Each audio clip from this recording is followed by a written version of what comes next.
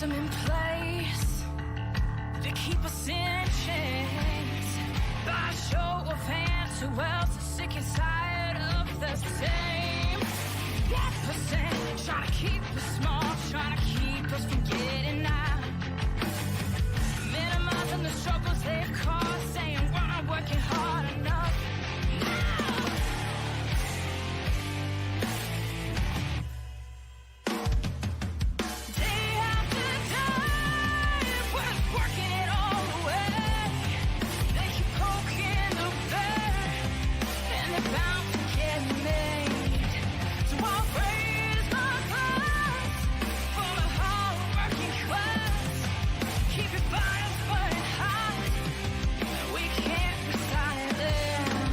Ladies and gentlemen, for the thousands in attendance and for the millions watching at home, DCK Productions proudly brings to you the greatest podcast in the world! The greatest podcast in the world? Suck it. No, you suck it. No, you suck it. No, you suck it. No, you suck it. I appreciate it if you both suck it. Suck it! We really should stop this fighting. Otherwise we'll miss the fireworks. There won't be any fireworks. And here we go. And welcome everybody to Suck It. I am the great and powerful King of Kings, Prince of all that is awesome, Derek. How the fuck is everybody tonight on this Thursday, September 24th of the horrible year that has been 2020? You know, a little bit more than 3 months to the beginning of the year. Hopefully, you know, new year, new beginnings, but we'll see. But, you know, who knows what's going to happen between now and then. Things could, like, take a drastic turn and everybody just be happy for a fucking change. Or, you know, a fucking meteor could fucking destroy us all. Either way, it's better than what we got now. But tonight, we're going to have a great fucking night. I got a cool rapper, a cool guy with me tonight. So we're gonna have some fun with him. But first, I made the announcement yesterday on Facebook and Instagram and Twitter. But I'm gonna go ahead and announce it now. 3 weeks from today, October 15th, will be episode 100. So I am super stoked. We're gonna have some super huge, big surprise guests, giveaways, maybe a few returns from former co-hosts. You never know, but it's going to be fucking fantastic. That's October 15th, episode 100. I am so stoked, to be where I'm at right now. And thanks to you guys, 600,000 a month, 30,000 a day. I can't complain. So I appreciate you guys where I'm at. And it's all because of you. I'm pretty fucking funny, but if nobody's listening, what the fuck does it matter? But tonight, I have got, like I said, a really fucking cool ass guy with me tonight. He's a rapper. Granted, he's in Canada, but we'll let him slide on that one.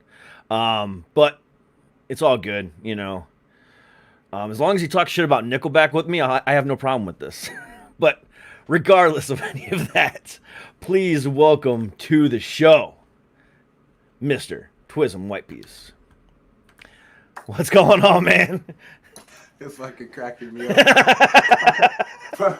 From the start of the intro to the start of you actually putting my face on this screen, I haven't stopped. I've been over here like, what the? Oh, this is gonna be good. I'm ready now. I wasn't ready what I was getting into, but let's do this. I'm ready now. Holy shit. King of all kings. Let's go. I am the king of kings, sir.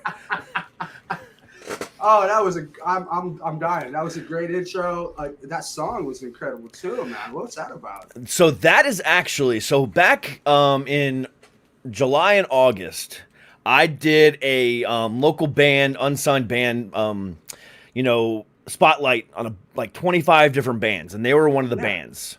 Yeah. And when I first put that post out in a bunch of local groups here in the DC area, they were the first ones to reach out to me, and they sent me that song to listen to.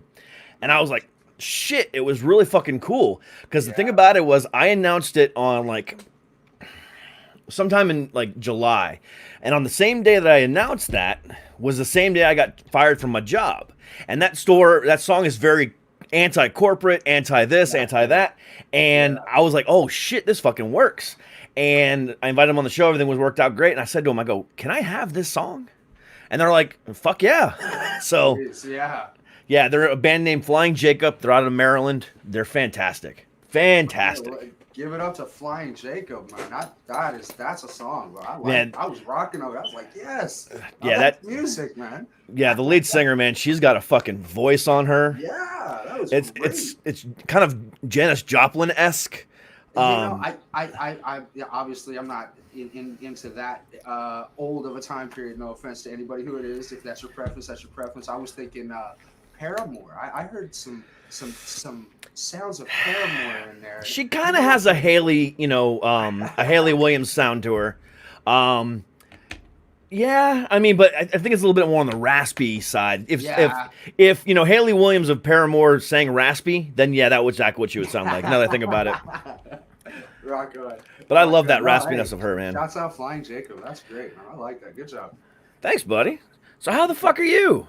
I am blessed, man. I'm, stressed, getting ready to have the new baby and putting out the new album all in the same time. So it's like, what I mean? Well, technically, it's like you're having two kids because the album is a baby too. Exactly. Especially because, and here's the kicker, I've been working on the album exactly as long as we've been pregnant, and I didn't even realize it. Like, I started the album, and then we found out a couple of weeks later that we were pregnant, and it was like, I can't stop now. I just went through all this promotion. I've recorded the vocals, and I've got to. So it's been something, bro. Oof. Yeah, I mean, that's tough, dude. That's really tough. Number six. So we've got 5 other ones that we. Jesus. Yeah, we've got the online school because of the COVID, right? So yeah, so do we. Here 24/7. They never leave. I know. Drinks. I've only got one live with me. I have 2 others, but I only have one live with me, and it's a pain in the ass. I wake up, she's here. I go to bed, she's here. She's always here. Yeah. I just need 5. Give me 5, man. Yeah, my wife is going out of town this weekend without me. Oh, never mind. I don't care. And I'm sending my other daughter, my daughter, to a friend's house tomorrow night.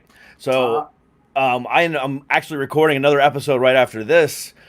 Therefore, I'm not going to go live tomorrow. I'm just going to take a day off with no family in the house. Steak, beer, and some kind of Bruce Wayne or Bruce Willis movie. I'm going to go to my favorite restaurant, sit at the bar all by myself, eat some fucking shrimp tacos, and drink some beer. That is my goal for tomorrow night. Ah, man. You know what? Order me a plate then, too, because, boy, that sounds like a damn good. I'm going to upload the episode after this, onto YouTube, set a premiere time. Therefore, I don't even have to worry about it. YouTube will just automatically air it at 8 o'clock tomorrow night and just take my day off. And enjoy it. Enjoy every moment of that thing, man. Yeah, but yeah, this business, the thing about it is, and I've tried to highlight this as much as I can, just because, musicians or entertainers or stand-up comedians like myself, aren't out working day to day. Yeah. We're still busting our ass inside the house. We have to. Every day. Every day. Ask my kids, they get mad at me. They're like, dude, you really have to work today? Yeah, I gotta work. You guys don't realize, man. If I don't do this, I'm not getting my stuff done, man. Yeah, my daughter asks me every night. She goes, "Why 8 o'clock at night? Why can't you just do it earlier in the day?" And I say, "Well, not everyone is available. Plus, it's prime time. It's prime time. Time frame, right? Yeah, it's just it works out, and man. So we always sit down and dinner at 8 o'clock, 7 o'clock at night, and we eat, and I come down here at 7:30, and it's it's just one of those things. But it's like, damn it, stop working. So I own a radio station, and when I do the interviews or when we do our live shows or anything, we do 8 o'clock. We do 8 p.m. it's prime time, man. It's good listeners right there, right? So Yeah, prime time is where it's at, man. Especially now that I control it all, might as well, right? yeah, man. Yeah, exactly. Well, and see, that's the thing. That's the beauty of today's world now, man. Nobody can tell you can't do something anymore, man. If you want to do it, you literally set it up and go. You do it right here. Wherever you're at, you set it up and you go. Yeah. Anything. Yeah, and you know, the sky's the limit if you have the imagination and the drive to make it happen. That You is know, correct. my goal is eventually to take this out of my home studio and bring it to a warehouse and have a in-house band and Yeah. honestly compete head to head. Well, not head to head. I'm not going to go on live at 11, but you know, head to head with the likes of Fallon and Colbert and Yeah. Conan. I'm coming for their heads, man. I don't care if it's internet based. There's more people with the internet than they have cable. So you know what? There's just an opportunity there. Yep. You got it. So Yeah, and not only that, there's more people on the internet than Exactly. on cable. So that's always a positive, right? Exactly. Here's the thing. Check this out. So my you were talking about creativity, right? Like and I one of the biggest things that I heard people say during this whole COVID time is they couldn't they couldn't be creative enough to come up with stuff. They had writer's block. They were too busy trying to not be bored or things like that. Do you know how many things I did? Like I was on it from the moment that I heard we had to be locked down and I didn't have to walk my kids to school anymore and I didn't have to take time out away. I was on it. I put out multiple videos. Okay. I put out more videos in just the last like 2 or 3 months than I did all of last year. Right. Yeah. So, I mean, like I capitalized on it. So I didn't understand where people came from with the whole idea that they didn't have the creativity or the persistence or the drive that you're talking about to get something done. I was like, exactly. what? You know, one of the cool things, you know, as far as that goes, whether it's your, you know, exactly, whether you're in the entertainment or business or not, if you do YouTube videos or whatever the case might be, this last 6 months has given you a shit ton of fuel for your fire. You know, even if you want to just, you know, go on there and spout a bunch of stuff that you actually don't believe in. Conspiracy theory. You know, conspiracy theory, just to create some controversy, there's opportunity for that. You know, I love going onto Twitter. I love going onto Facebook and finding something that's, you know, I don't necessarily, you know, agree with and just retweeting it just to see the response because I think it's fucking hilarious. Generate some kind of activity going. Right? Exactly. You know, keep my name out there, but it's like, yeah. You know, it doesn't necessarily have to be real, but damn it, create some controversy. There's opportunity. Find some way, somehow, man. That's what it is, man. And, you know, so when I hear those kind of people, I say, you know what, you just must not be cut for it. Because somebody who's cut for it, somebody who wants it, somebody who's going to actually strive and drive for it, they don't have an excuse. They don't let no excuse come between them. So, yeah, no. No, especially when you can go onto Twitter and spend 5 minutes and find a topic that's going to be a hotly debated topic within 5 minutes. Yeah. And you can come up with your own opinion.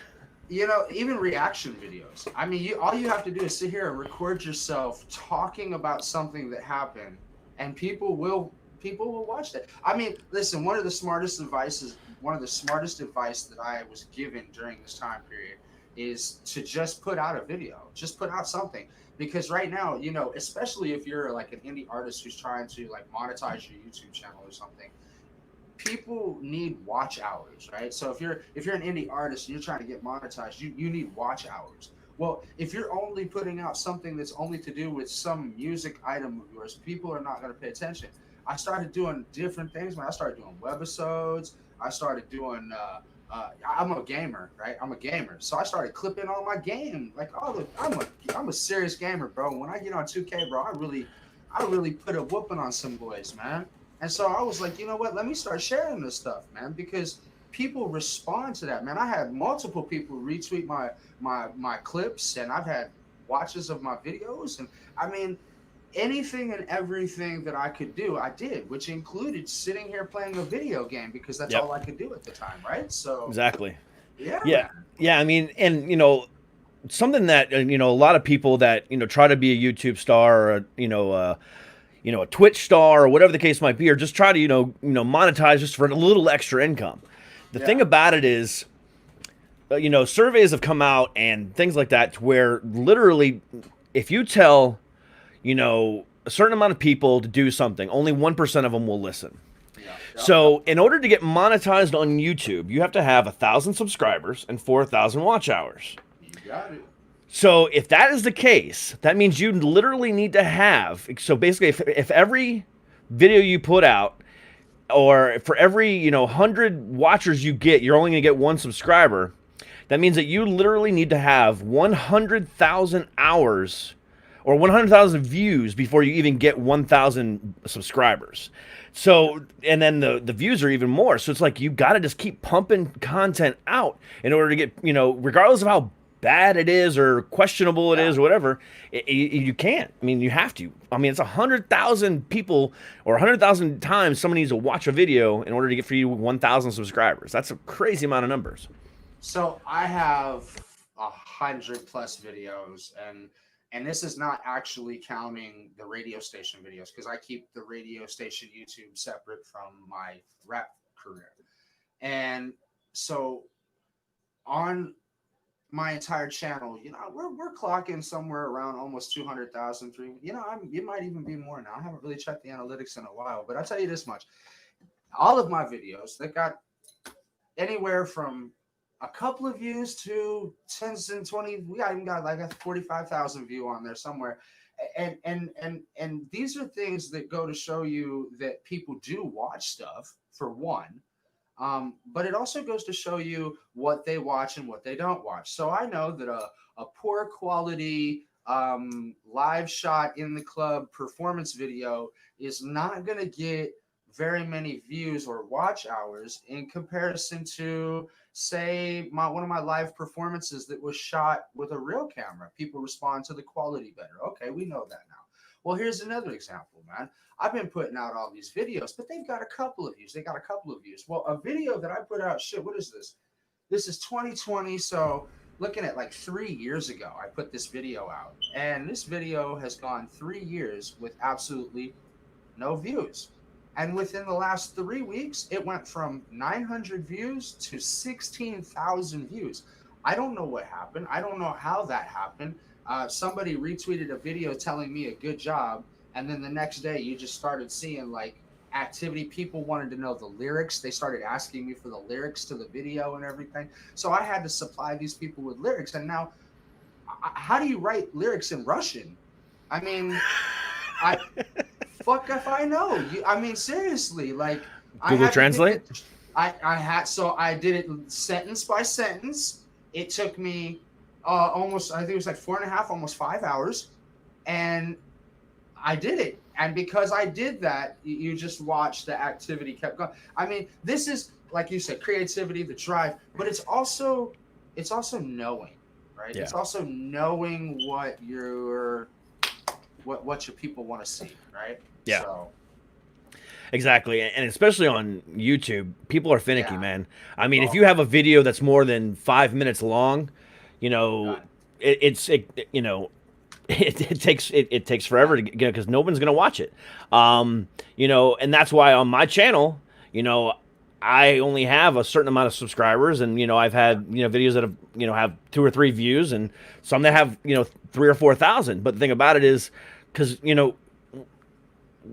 the exact same thing that I put on YouTube is the exact same thing I put on my podcast. Right. The YouTube channel, yeah, it's great. People can watch it at home from the comfort of their living room right now. Cool. But the thing about it is they're more likely to listen on the podcast, which is why I get 30,000 listens on the podcast and maybe 20 to 30 on YouTube. But if I broke this clip up into 15 different things, I would get a shit ton of views. I just don't want to do that. It takes away the fun of it. For me, at least. I find, so I've been doing this so I've been a radio station owner for like 6 years. 5 years. Sorry, 5 years. Been a radio station for 5 years. But I have been the rapper and the brand Twizm Whyte Piece for almost 15, 17 years. But professionally, let's say about 10 years professionally. And in that time period, I have discovered so many, you know, get rich quick or throw a gimmick, you know, with the fake stream things nowadays. And it's just, why do I want to sit here and waste my time going through all the extra work to cut it up into 15-second videos when I'm gonna just do me? And if it's responded to, it's responded to. If it's not, it's not. Because I'm gonna tell Exactly. you where I came from in life is a lot worse than where I'm at now. So I must be on the right path, because I keep getting better and better. Life keeps getting better and better. You know, so evidently, you know, I just don't understand some people. That's what it all comes down to. If you know your people, you know your product, you know how to do it. It doesn't matter if you're only having a few views on YouTube. You know that there are people out there, they're rocking you. They're rocking you everywhere. They're rocking you everywhere.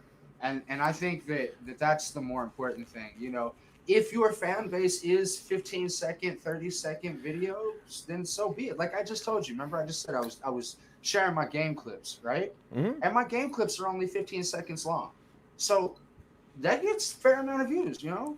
But am I doing it for the views? No, absolutely not.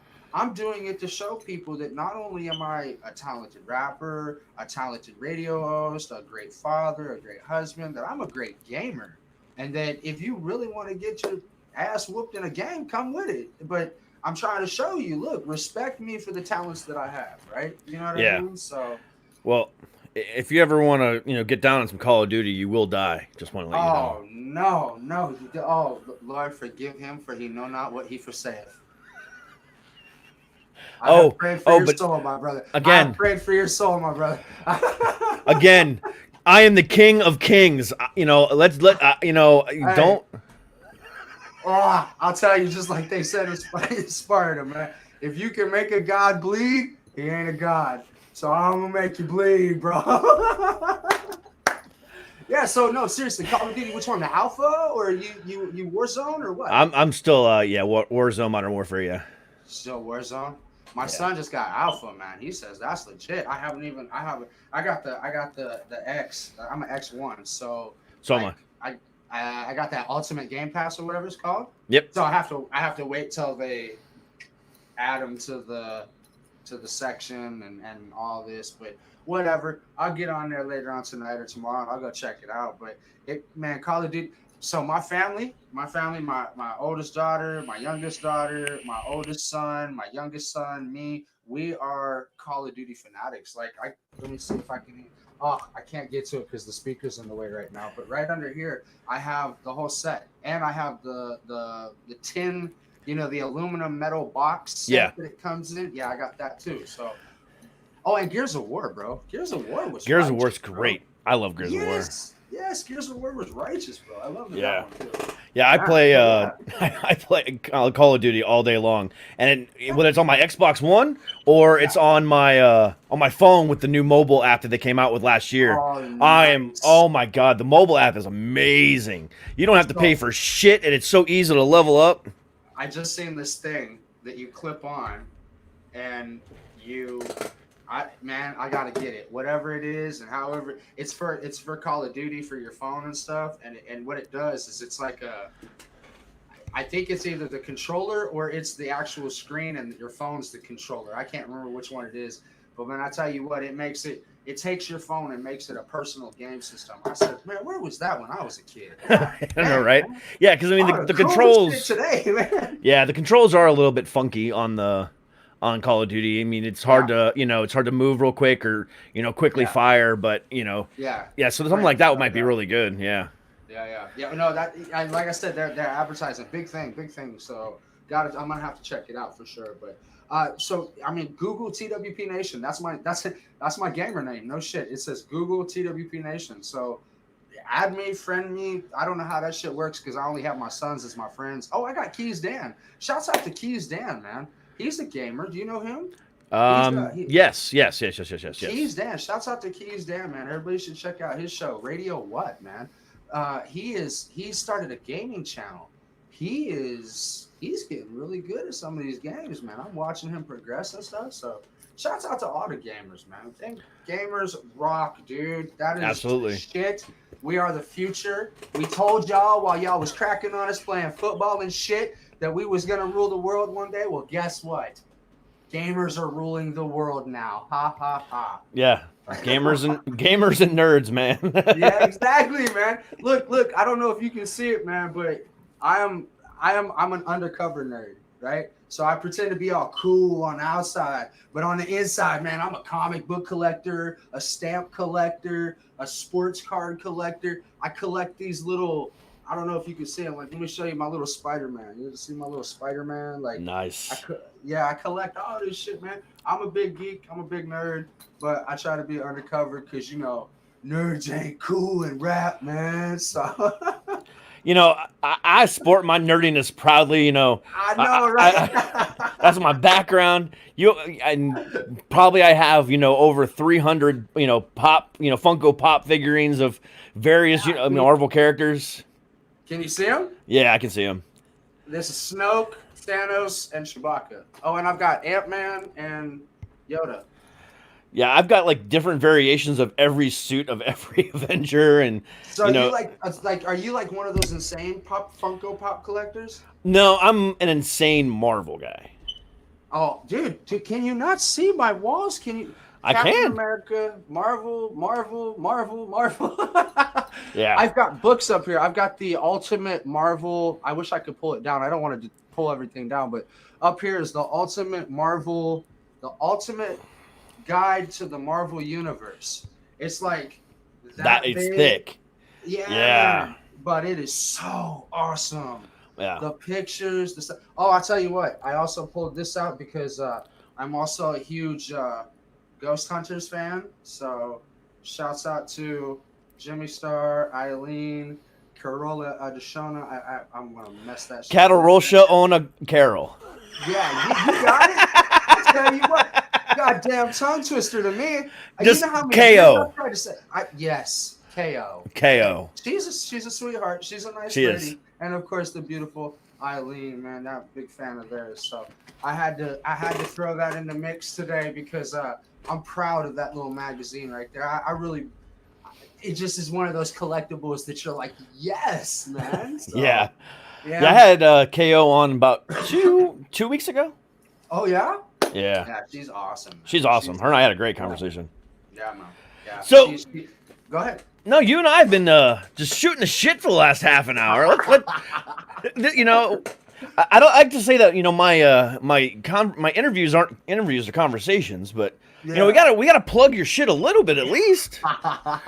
Man, go ahead. Do what you gotta do. It's your show. I humbly submit to your format, man. All I say is this is how I plug your shit. I say, "What do you got going on?" And then you respond. 3, 2, 1, go. So what you got going on, man? Shit. Okay. So basically, man, I just finished a very, very professional video. It's called Where Was You? It is from my brand new album that is getting ready to come out called Broken Smile. Is it out yet? No, absolutely not. No, the video. I'm talking about the video. No, video is not out yet either. Okay. It's kind of like a behind the scenes. I'm telling you little secrets and stuff. Gotcha. Maybe it'll get more people ready for it. You know what I mean? I gotcha. However, though, there is one out now called Broken Smile, which is the actual lead single for the 16th album. It's my 16th album. It's called Broken Smile. It's 10 tracks of it's 10 tracks of all my anger, my sadness, my frustration. I'm always Mr. Happy-Go-Lucky. And everybody always sees me with a smile on my face and a cheerful happiness and voice. But there's also a part of me that is sad and frustrated. And you know, there's a human side to me, not just the, you know, the image, the professional side, the entertainer. There's also the deep, dark side of me. And with this one, I decided to finally say that I accept that there are issues inside of me and that I accept that there are problems and that I'm not a perfect person and that I accept that I accept. And so with this one, it's called Broken Smile because Mr. Happy-Go-Lucky puts on that smile because truly inside he's that broken. He's that messed up. And it's that smile that he keeps on his face that's holding him between craziness and sanity. And if that broken smile slips any further, he's going to slip into sanity. And if it improves any better, then he's going to become something so marvelous and so amazing that it will no longer be a broken smile. And so, you know, I'm pouring out my soul. You know, that's how it goes. That's how indie people are, how we entertainers are, man. We put our work into it. We put our heart into it. Yeah. And so this time I felt like it's time to put the cards on the table, man. It's time to be real. And not real in the sense like I've always been fake, because I've always been real, but real in the sense of accepting who I am, and not just all the great things about me, accepting the negativity about me as well. And so that's what I did, laid it out. And so Broken Smile's out. Now it's out on YouTube, little promotional video, give people the opportunity to hear the single and stuff like that, and so on and so forth. But we just wrapped up. I mean, I literally just finished this yesterday. It's called Where Was You? And it is going to be, and I'm telling you this, I'm calling this now. I've been in the music business long enough to know the difference between an okay song, a great song, and a superstar smash song. And I'm calling it now. This is the superstar smash song. It is all of my rage and anger in one. It is a cry out to every single person who left me flat on my ass, every person who turned their back on me, every person who whispered all these great things into my ear and then just left me in a pile of shit. And so it's so relatable that anybody who hears it is going to be like, oh my God, bro, you literally took the words right out of my mouth. And so I'm very proud of this album. I'm very excited for it to come out. And of course, like I said, I'm timing it so that it comes out with the birth of our daughter. Now, I will say this, that our daughter was supposed to be born on Christmas Day, December 25th. But due to some complications in the pregnancy and stuff, will be coming out earlier. And so it has stepped up my timeline with Broken Smile as well. So I'm planning tentatively November for that. So hopefully everybody will get excited for that. Hopefully people will go check out Broken Smile. Obviously that's about just accepting who you are and saying I'm okay with who I am. And that's what that song's about. And of course it's had mad response. People are like, oh my God, that's a great song too. So, you know, that's that part. Radio station, man, we've got celebrity interviews all the time. Next up on deck is CeCe Peniston. So we're gonna be talking with her, chilling with her for hours or so, and finding out what it takes to be the success. You know what I mean? Because obviously people like me I'm two-sided. I have the radio and the performer side. So when I get a chance to talk to these celebrities, I like to be able to learn how and what and the steps that they took and see if any of it applies to me, and if I'm able to apply it to my life, things like that. Like Scotty Page, man.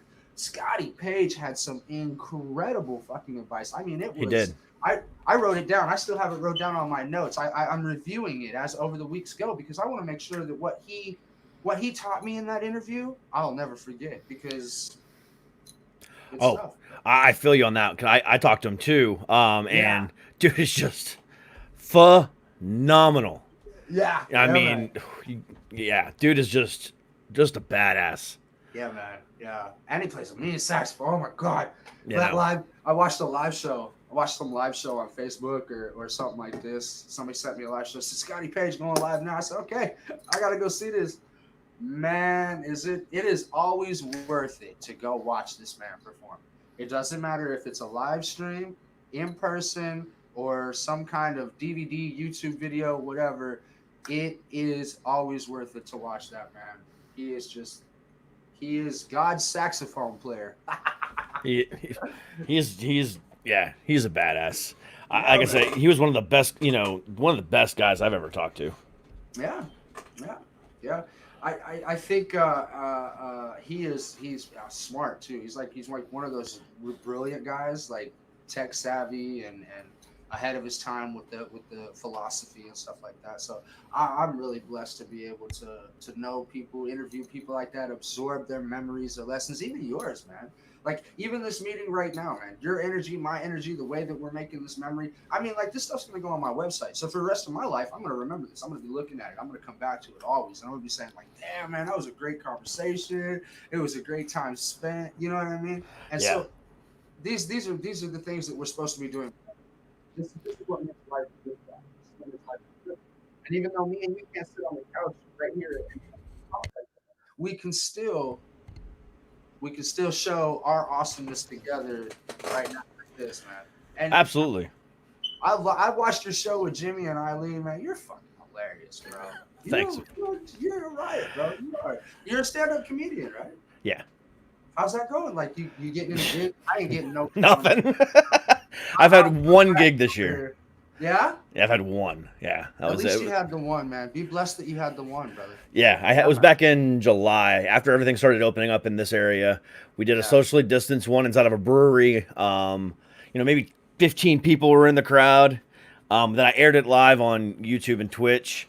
It went over pretty well. I mean, it was fun. It was just a chance to get back out there again. But I miss that. I mean, and to be honest with you, I mean, that's the reason why I started the show, is because when this whole thing started, I was like, I need an opportunity to be funny and tell jokes and stay on my game. Be myself, right? But then also, network and, do some other stuff. And that's all I've done. And, to be honest with you, I love doing this just as much as I love doing stand-up, if not more. Because, man. I mean, I just have a blast. It's still stand-up, bro. It's still stand-up. It's still live on the spot, bro. I'm just sitting down, but whatever. Exactly, right? Yeah, man. Yeah, and I think that's another thing, man. Like, I've been in the radio for so many years, but I always kind of stayed in the background. I let other DJs have their shine and promoted them, and I do a lot of the behind the scenes stuff because that's what I want to do. I don't want to be the face of the radio station, right? I want to be the guy who just owns it and then has the DJs and they do their thing and we promote and it just builds together, right? But I found myself, especially as the COVID thing hit, I found myself resorting back to it in so deep of a response that it became like almost second nature again, right? And it was for me in the beginning when I was first handed this station. It was a lot of work, and I was so dedicated and into it that I spent 16 hours a day working it, right? But as I got older, as I got smarter, as I got wiser, I figured out easier ways to get it done. I figured out how to set up programs and how to keep the auto-tune DJ or the auto DJ going and everything. And so because of these things, it minimized my time down. So last year, I was doing barely any radio work, and I was doing all hip hop performance stuff because I didn't have to worry about it, and I could focus all my time on the performing and stuff like that. And then, of course, like I said, when COVID came around this year, man, it just flipped everything. And I'm thankful. I'm blessed to be able to have this because I'm not some new guy that was trying to be able to start out, right? I was already established. So I had the fan base, I had the following. So when I was starting back into it and doing these things, people were actually excited. They was like, man, it's been so long. And it's so great. You're back doing this. We love this side of you, blah, blah, blah, blah, blah. And I'm like, you know what? That's great. That's wonderful, man. That you can be, that you're receptive of that side of me because, some people are judgmental. Some people draw lines. Some people say, I'll like you if you're this way, but I can't like you if you're this way. Or I'll like you if you like this, but if you say this, I can't like you anymore. And, whatever, walk a path and do the best you can do, right? So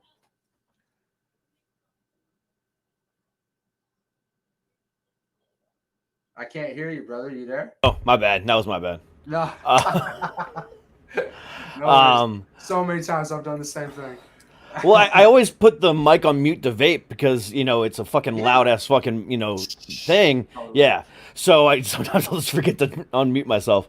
But, I talked about this a little bit last night, with, the cancel culture these days and people so quick to fucking judge you on everything, instead of saying, hey, I don't agree with your opinion, but let's go ahead and talk about this. I would love to learn more and try to figure out where exactly you're coming from. No, people are just saying, you know what? Fuck you. I'm done immediately.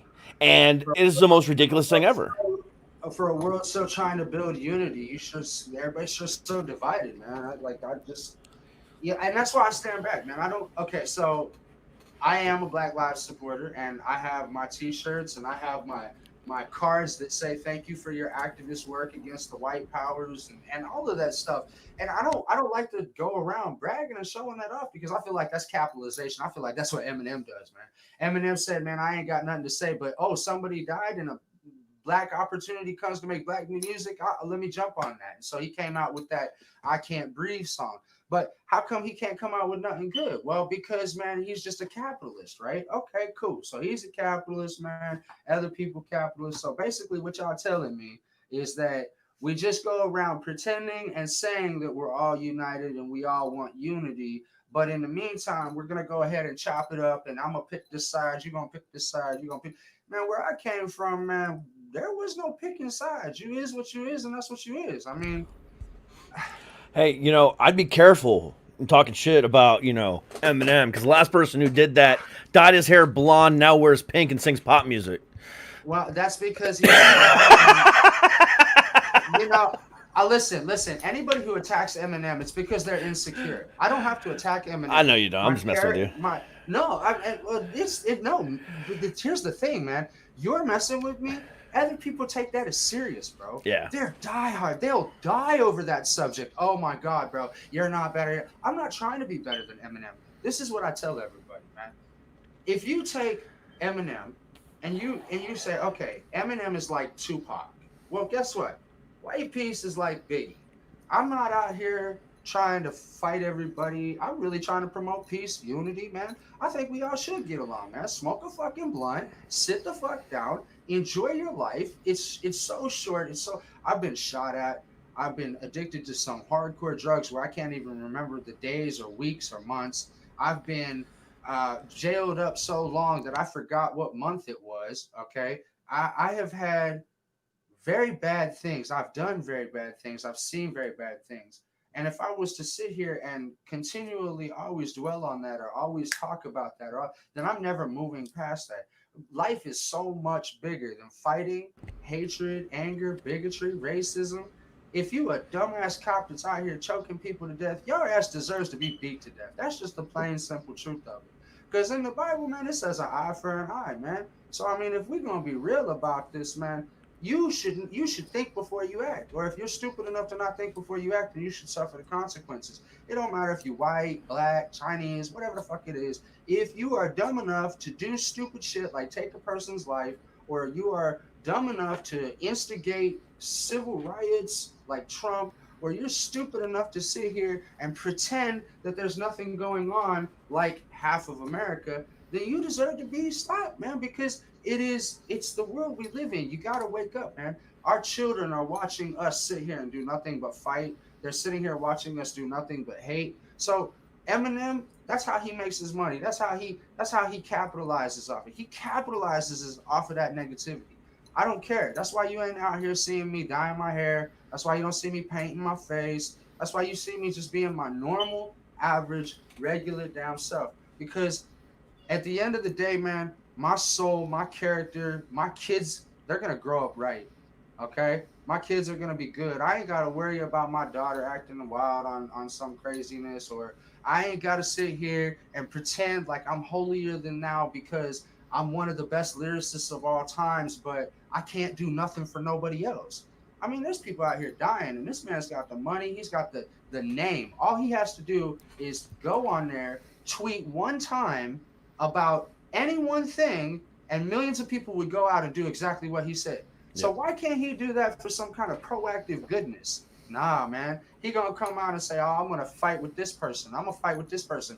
Oh, some drama, negativity happened? Well, let me come in and capitalize off the situation. So, no, I ain't trying to fight him, man. Let him go. Let him be angry in his own time. He's an old, angry man. Oh, and that was the idea behind the joke, was the fact that, you know, with everything that's going on these days, he decides to pick a Twitter war with Machine Gun Kelly, and that was the whole joke behind it, that he wanted to dedicate his life to destroying this guy when there's much more important things in the world to handle. Why couldn't he dedicate his life to saving 100,000 kids in some godforsaken country, or right here in America, or right here in Canada, or wherever, man? I don't care, man. Listen. If I was worth $45 million, you best damn be sure I wouldn't be starting a fight with nobody, okay?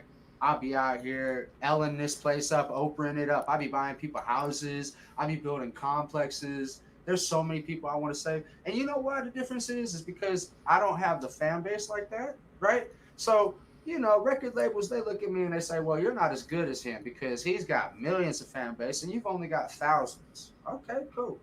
Whatever. I'm still going to do me. I'm still going to be right here. I'm still going to be putting out albums.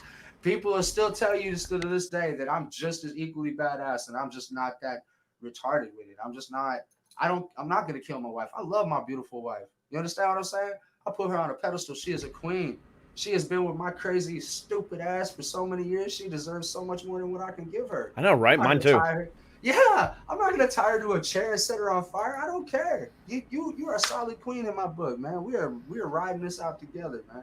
I don't have issues. I don't, and whatever issues I do have, I don't put out. Like, I'm not gonna broadcast. I don't believe in telling my business. You know what I mean? Like, dry snitching, all this shit. That just ain't me. And I just can't believe that millions of people out here really look at that as being the face of what's real white rap. I mean, that's an angry man. That's an angry kid who had mama issues, who had daddy issues. I mean, my daddy's a murderer and my mom's a pedophile. My daddy just got out of prison after 27 years and my mama's still in prison, okay?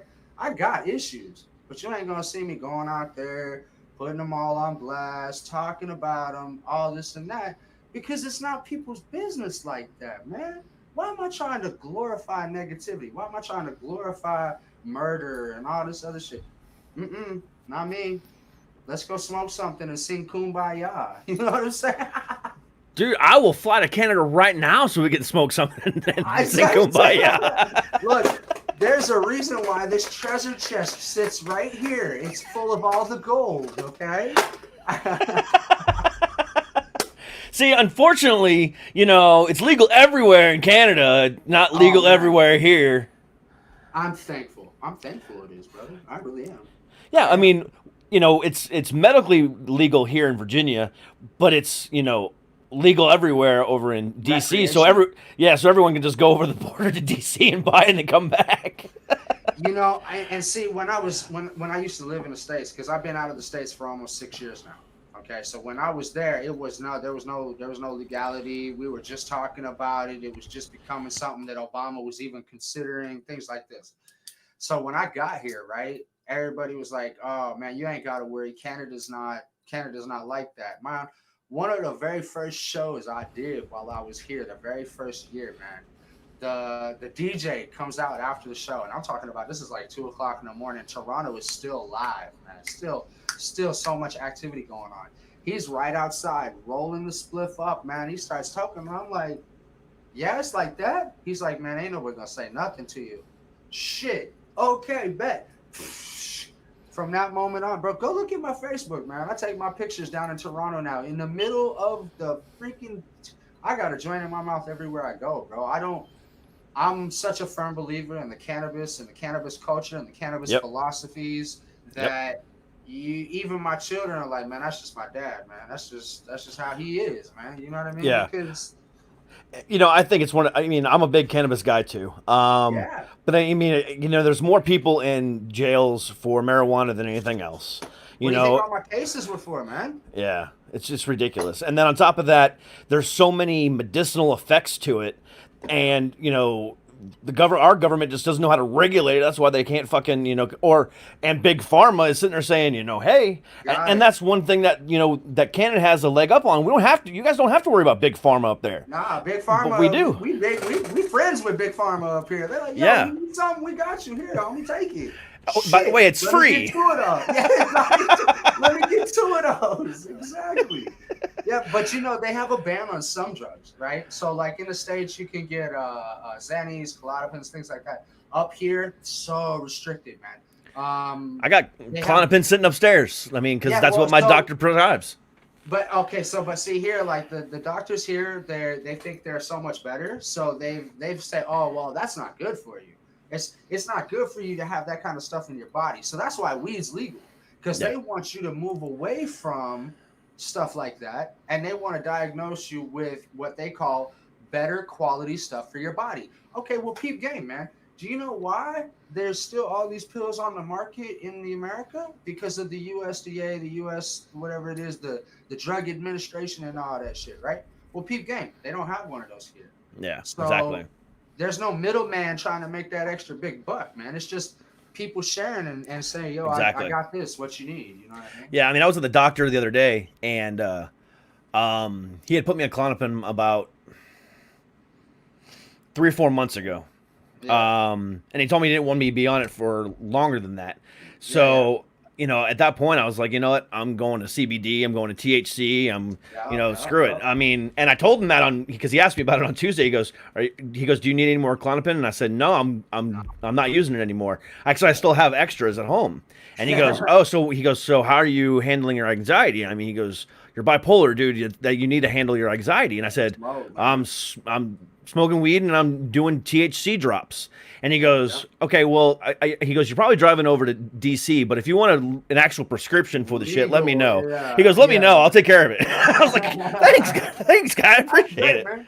I mean, that's great though. I mean, that because for a lot of people, man, it's really difficult to try to get in with a doctor that's even supportive of the idea.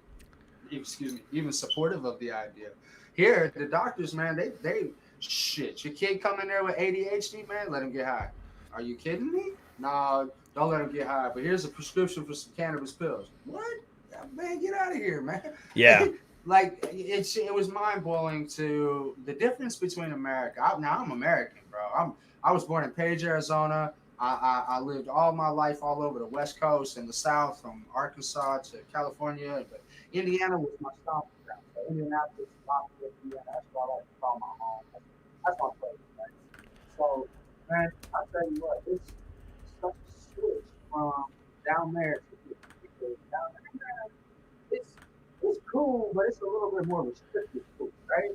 And, you say, oh, you live in a land of freedom. Oh, I live in a land of freedom. We pray. What is that song they sing when they start school and all this stuff? But the reality of it is, man, when you come to Canada, you realize really freedom, man, freedom to walk down the road and just be you, freedom to dress how you want, freedom to look how you want, freedom to be whatever belief, ideas, gender, it doesn't matter, man. Canada is really a more what I call free than America could ever be, man. And I've been around America, bro. That was, like I said, 30 some odd years in America. I've only been here for a couple of years, and that's only just because my wife's from here, right? So, yeah. I mean, at the end of the day, man, wherever you lay your head is pretty much at home. So I've learned, I've acclimatized, I've gotten accustomed to it. You have to learn how to work it. When in Rome, do as the Romans do, right? So, yeah, exactly. And your whole life? Say again? No, I have not. Okay, I'm originally from Ohio. Cool. Yeah, Akron, and then I was right outside of Cleveland in a little city called Lorain, it's right on Lake Erie. And then I spent 25 years in Florida before moving here. I hated it, Florida, man. Absolutely hating. What was what made you switch? So back in the time, I was still in retail, not really focusing on my entertainment career as much as I should have. Okay. And I accepted a job up here, and they moved me up here and stuff like that, and moved my family and stuff like that. Okay. So I mean, and then 2 years later, 3 years later, I'm not working for them anymore, and I'm here. So you came on the job, but you had no other plans than that. Like, it wasn't like, okay, it's like, I have to do this, I got to go with the job kind of thing. Correct. Okay. All right. So not by choice, just this is what I got to do if we want to stay living and moving and kicking and grooving. I understand that. Yeah, I mean, because at the time, I hadn't really started my comedy career yet. I was, fresh off of, a broken neck and, could no longer, be a professional wrestler anymore. And, I was just kind of lost, and I was like, you know what, maybe I'm done with entertainment. Maybe I just need to work a 9 to 5 and be done. And I regretted that decision, but getting here getting here was the best move ever in my life. I mean, moving to Virginia, you know, DC area, allowed you the opportunity to exactly, start this thing. to Yeah, really I some, dig you it. know, meet some amazing people and do some amazing things. So you know what? I'm happy with what I'm doing now. Yeah, I dig that totally, man. And that's the kind of how I feel about Canada, man. In the States, man, I had my success in the States and I had my little bit of fame in the States. But once I came to Canada, man, it really opened up doors and it opened up opportunities and it led to where it's at now. And hell no, I wouldn't change this for shit now. You know what I mean? So I mean, I'm glad I'm where I'm at, right? So Yeah. it may not have been my choice, but it was the right thing to do. So But you know what? I mean, a lot of Americans aren't making that choice to move to Canada. So Well, they ain't gonna be getting very far. They keep these borders closed tight, man. Let me tell you. I'd be lying to say it if I haven't already looked into it.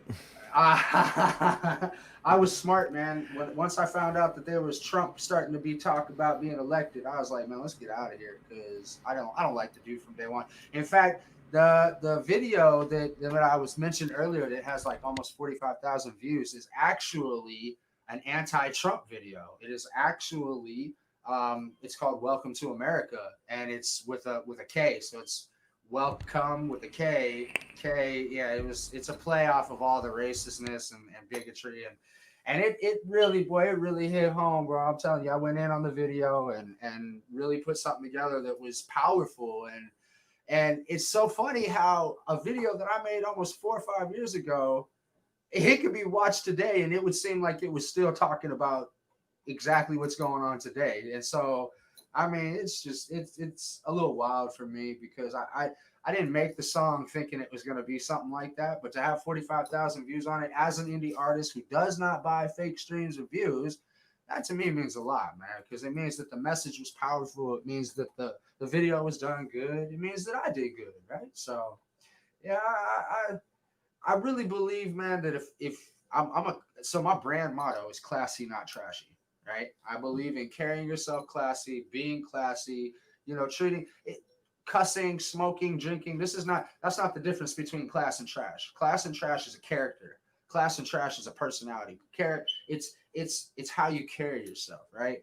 I mean, you could smoke, you could drink, you could be any kind of person in the world, but there's a difference in how you carry yourself. So you could be a gangster. There's trash gangsters and then there's quality gangsters. You could be a stripper. There's trash strippers and there's quality strippers. Everything in life, man. Presidents. There's good presidents and trash presidents. It's all about class. So Obama, classy. Trump, trashy. You get what I'm saying by that? I mean, it's just about how you carry yourself. So I like to try to promote that idea, except 2020 just isn't the year. Seemed like 2020 was like, nope, ain't nobody trying to hear that this year. So, did you click out again? God damn it.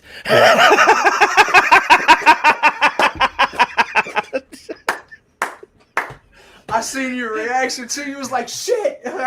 Fuck. But no, you're definitely not wrong, man. You're definitely not wrong.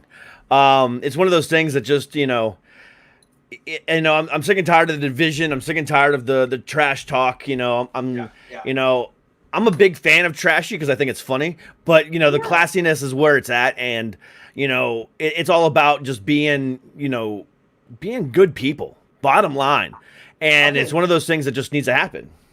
Look, there's when I say classy and trashy, I don't mean like talking about dirty stuff or oh yeah, and I know what you mean. Yeah, gory stuff or horrible stuff. I mean the way you care.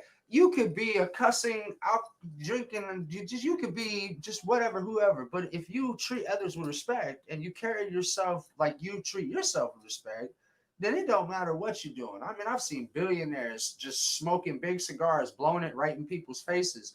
And then I've seen the same class of billionaire who was like, excuse me, I apologize for smoking in your face. I mean, that's what we're talking about. It doesn't matter how much money you got or how low in life you are, just respect and class. You know what I mean? So exactly. And you definitely seem to exemplify some class, bro, and I appreciate that. Respect, bro. I appreciate that, man. You got to live what you speak, right? So like I try to teach my kids, man, what you take in or you know, what you absorb, what you allow yourself to be around is also how you're going to carry yourself, right? It's not just how you're going to be, right? So, I hear you. It is. It is. But you know what? We'll get through it. And hopefully we'll be better because of it, you know? Yeah. Dude, Twiz, bro, I appreciate the time, dude. Nah, no problem, man. Man, you are awesome, you know. This is fun. Dude, I want to do this again with you like many more times. Yes, and I was actually getting ready to say, man, we could do this after the Broken Smile, man. It gives us a little bit more to talk about, you know, plug some of that stuff in there you was trying to plug in there, because, you know, promotion's good and everything, but hell yeah, it's better for people to see us as we are, you know what I mean? Exactly. So, so then once that all comes out, you know, get in touch with me. We'll do it again. Yeah. And we'll keep in touch anyway because we run in the same circles. We've got. Yeah, I was gonna say we gotta get in the circle here. Friend me, follow me. I'll follow you, friend you, that type of thing. Yep, man. and I'll send you a DM too. We'll get it all squared away. Last things, and of course, man, as soon as this is out, let me know so we can get some promotion going and stuff. Absolutely, man. All right, brother. Yeah, man. Well, you enjoy yourself. Hopefully the weather gets better up there in Canada, but you know, until then, man, stay heavy, man, and we'll talk again soon. Yeah, man. And of course, for everybody out there, hit the website, officialtwizmwhytepiece.com. Have a blessed night. Yep, and you can follow them at official Twizm WP on Instagram and Twizm Whyte Piece on Twitter. And brother, you have a good one, man. You too, man. You're great, bro. I appreciate that, man. No Thanks. problem, man. All right, have a good one, bro. Bye. All right, so that was Thursday. Guys, come back tomorrow night, 8 p.m. East, 5 p.m. West, where another interview will be out tomorrow. You know, to welcome in the weekend. So, until tomorrow, stay heavy, stay healthy, stay happy, and I'll see you guys tomorrow. Peace.